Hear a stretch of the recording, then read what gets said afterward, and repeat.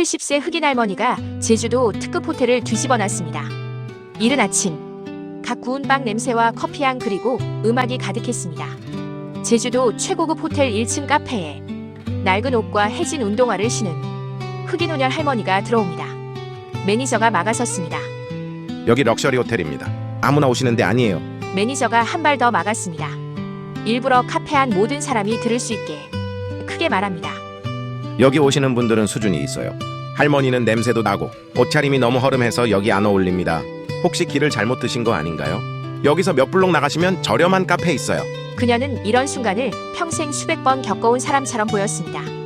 안타깝게 보고 있던 바리스타가 조용히 다가왔습니다. 뭐 드시겠어요? 돈이 1,000원밖에 없는데 혹시 따뜻한 커피 한 잔 될까요? 바리스타는 순간 당황했습니다. 한국어가 유창했기 때문입니다. 한국 살면서 쉽지 않은 인생이셨겠구나. 그는 호텔에서 가장 화려한 찻잔에 정성껏 커피를 내렸습니다. 커피값은 제가 보태서 낼게요. 매니저가 바리스타에게 다가왔습니다. 너 지금 뭐 하는 거야? 모든 사람들 앞에서 반말로 말합니다. 저런 거지한테 커피 주면 우리 호텔 망신이잖아. 매니저는 바리스타를 바로 해고합니다. 제니는 그 장면을 처음부터 끝까지 지켜봤습니다. 뜨거운 커피 한 모금을 천천히 넘기고 휴대폰을 꺼내 문자를 보냅니다. 3분도 안 돼서 사장이 뛰어내려왔습니다.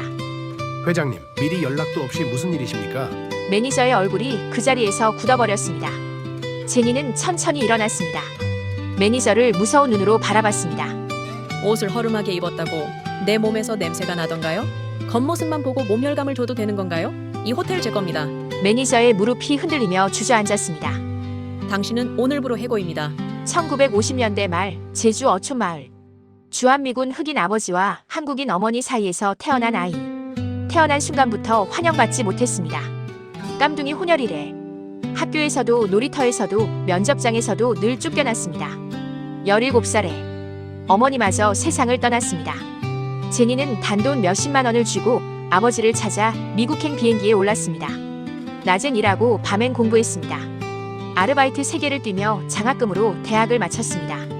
말단부터 시작해 10년 만에 증권회사 이사가 됐고 마침내 사업을 시작했습니다. 그리고 어느 날 정보를 얻었습니다. 내가 태어난 곳이자 어머니가 묻혀있는 제주도에 대형 호텔이 매물로 나왔다는 소식을. 제니는 그 호텔을 인수했습니다. 태어난 곳에 돌아왔습니다. 바리스타를 돌아봤습니다. 자네 돈으로 나에게 만들어준 커피 맛은 너무나 훌륭했네. 편견 없이 고객을 친절하게 대하는 마음에 감동했네. 당신을 매니저로 승진시켜주지. 차별 없는 세상을 원하신다면 구독, 좋아요 눌러주세요.